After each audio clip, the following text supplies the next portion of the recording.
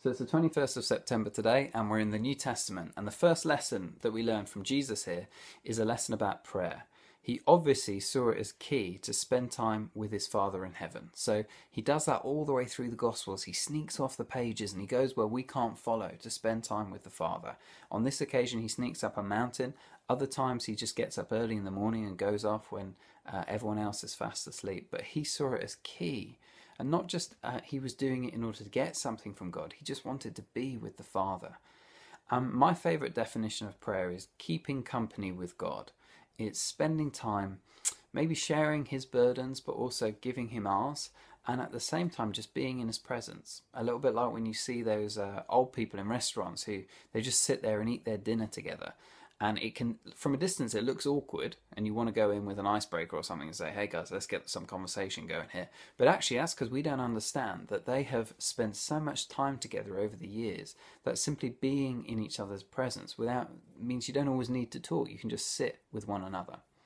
To take 5 or 6 minutes at the start of a day or the end of a day, just to sit with God and to be in his presence, to keep company with him. Sometimes words will come, often they won't, but that's okay. It's about being sharing relationship and fellowship and intimacy with him. That's partly what it is to pray.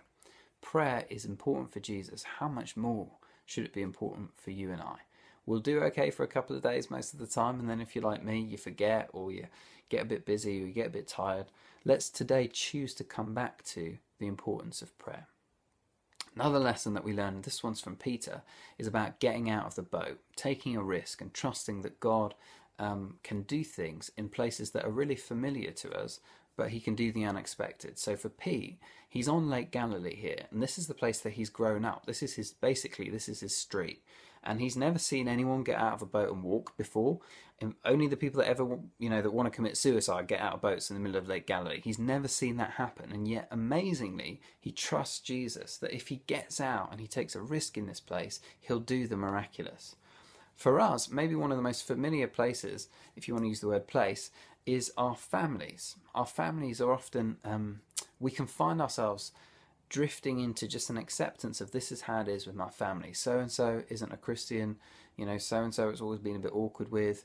I've always found it hard to really open up or be vulnerable or trust here. I want to suggest and challenge each of us today to try and find a way of taking a risk with our family and trusting that God can do miracles even in that place that is most familiar to us. Maybe it's telling someone that you've been praying for them for a little while and asking them, is there anything else you can pray for? Maybe it's starting a conversation about why you go to church with someone. Maybe it's choosing just to be a bit vulnerable and telling them a little bit about what's been going in your heart recently. God can do miraculous things even in our own neighborhoods, in our own streets, and in our own families. What he asks of us is to trust him and then to take a risk.